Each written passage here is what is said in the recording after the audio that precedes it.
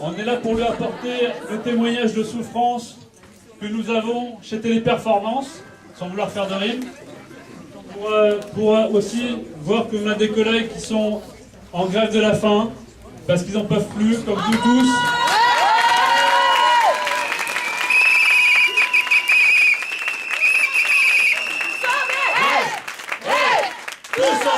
Tous ensemble, hey!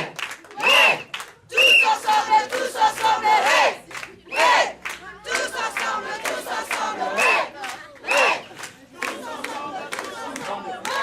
Je voulais dire, avant de laisser Benoît Hamon parler, je voulais dire qu'on avait un questionnaire à lui remettre. Vas-y. On a travaillé pour répondre à ce questionnaire, dans lequel on a fait un petit tableau statistique pour que vous puissiez connaître la situation d'entreprise, le désarroi des salariés, qu'ici on vit très mal, on ne veut pas de division. Aujourd'hui, l'entreprise veut faire un plan de départ volontaire pour faire en sorte que les salariés soient divisés. Nous, on veut que tout le monde soit sur le même pied d'égalité, on veut être traité correctement, on veut tous avoir des solutions pour notre avenir.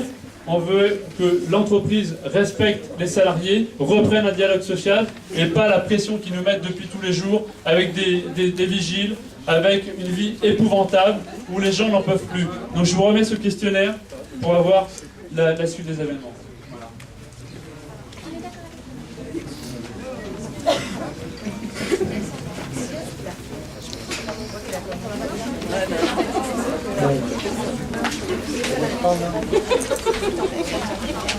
Bon, on s'est croisés déjà pour quelques-uns à Paris 15e une fois. J'essaierai de vous dire, il y avait une de vos représentantes, je crois qu'il était une représentante CGT qui m'avait interpellé, j'essaierai de vous dire... Sonia, elle n'est pas là. Elle n'est pas là, Sonia, donc lui dire une des réponses que depuis on a eu le temps de travailler pour éviter justement la concurrence entre les régions et éviter quand... en gros, il y a certaines régions qui essayent de piquer les activités des autres, ce qui était un des points qui avait été soulevé par la CGT. Bon, d'abord, moi je suis très touché d'être là, je suis très touché d'être à côté de salariés qui prennent une décision aussi grave que ceux qui sont là.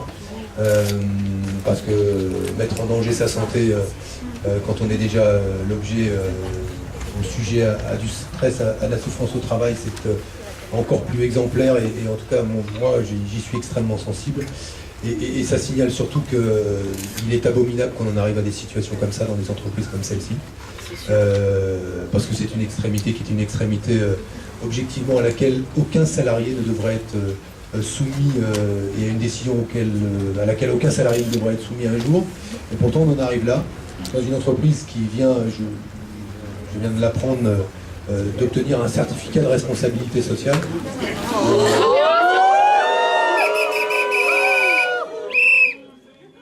Et là objectivement, on tombe de l'armoire. On tombe de l'armoire quand on connaît un conflit social comme celui-là, quand on dégage des bénéfices mais qu'on met en œuvre un plan social, quand en plus on constate des pratiques qui sont des pratiques objectives d'intimidation sur les salariés, sur l'encadrement. Il y a des pratiques de contrôle et d'encadrement qui sont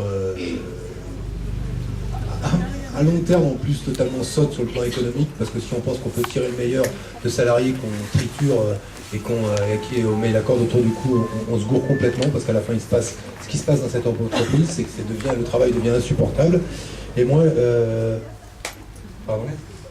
Parce qu'il veut que je sois filmé, faut que ça reste.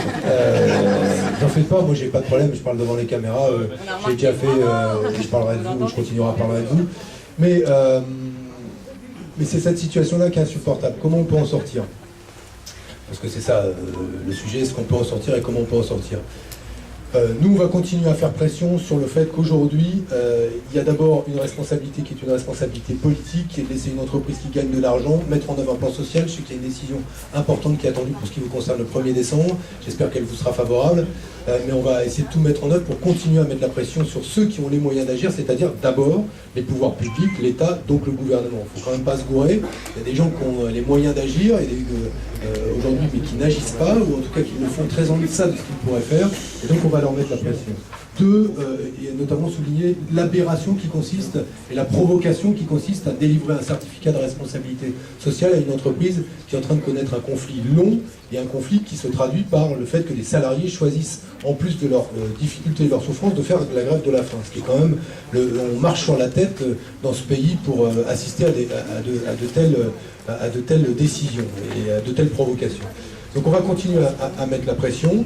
Le deuxième point, j'avais été sollicité avec beaucoup d'énergie donc par votre collègue délégué de la CGT qui m'avait dit, le problème c'est que on se retrouve dans une situation où aujourd'hui il y a une compétition auquel se livrent les régions en France pour essayer d'attirer l'activité du voisin en donnant des subventions aux entreprises pour en gros que demain Téléperformance s'installe ailleurs qu'en Ile-de-France et aille faire son beurre ailleurs. Pourquoi? Parce qu'ils auraient des subventions publiques de soutien aux activités économiques. Nous on va prendre des dispositions qui sont des dispositions qui justement entre les régions qui sont les régions de gauche eh bien, prennent l'engagement de ne pas se livrer à ce type de concurrence. En gros, qu'on ne déshabille pas Pierre pour habiller Paul ou Jacques et que la région Provence-Alpes-Côte d'Azur ne se targue pas d'avoir créé une activité en faisant venir une entreprise pour que ça déshabille l'Île-de-France et qu'en gros il y ait des salariés qui soient à genoux en Île-de-France pour qu'il y en ait d'autres qui trouvent du boulot en PACAS. Et donc on va prendre ces engagements-là dans une campagne qui va être la campagne des régionales. De toute façon, on ne se retrouve pas dans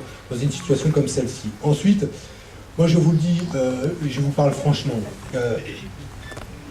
dans une bagarre comme celle-là, et dans un rapport de force tel que vous l'avez construit, et je sais qu'il vous coûte à chacun d'entre vous aujourd'hui, pour les menaces qui pèsent sur votre emploi, sur vos salaires, sur votre pouvoir d'achat, sur les conditions de vie qui sont celles de votre famille et les vôtres, faut tenir. Faut tenir et faire parler. Il n'y a plus dans les bagarres comme celle-là. Ça, c'est pas facile. C'est pas facile pour vous. Parce que, à ma place, c'est facile de dire ça, faut tenir. C'est tranquille, je veux dire, je suis là où je suis et je peux vous dire de tenir, c'est pas moi qui suis en grève, c'est pas moi qui le paye dans mes conditions de vie, qui rentre à la maison avec la pression des mômes, de la famille pour dire quand est-ce qu'on en finit, quand est-ce qu'on en sort et quand est-ce qu'il y aura des perspectives de voir un peu plus qu'un mois. Voilà. Donc, je sais que c'est pas facile. Moi, je prends un engagement, c'est le seul que je peux prendre à ma place. Il y en a deux. C'est qu'un, si demain si je suis à la région de France, je ne suis pas encore élu, mais déjà j'en ai parlé à Jean-Paul Huchon, il a intégré pas mal des dispositions, en tout cas des demandes qui sont les vôtres, et c'est pour ça que cette affaire de clause de non-concurrence, on est en train de se battre dessus pour éviter que demain on se retrouve dans des situations identiques. À la région, donc on va essayer de faire notre part de boulot et peser auprès de l'État pour que on puisse avoir une prise en charge de votre situation qui soit une situation plus forte. Mais deux, il faut que cette direction cède. Pour qu'elle cède, on va essayer d'en parler le plus. Alors moi, je ne vous garantis pas ça pour ce soir parce que je ne sais pas si j'aurai le temps de la voir, j'ai essayé de l'appeler au téléphone. Moi, j'essaye d'en parler à chaque fois que je peux. À la télé, j'en ai parlé chez Ruquier parce que je savais qu'il y avait des gens qui regardaient. Je continuerai à le faire parce que c'est le seul moyen de maintenir la pression. Au brief.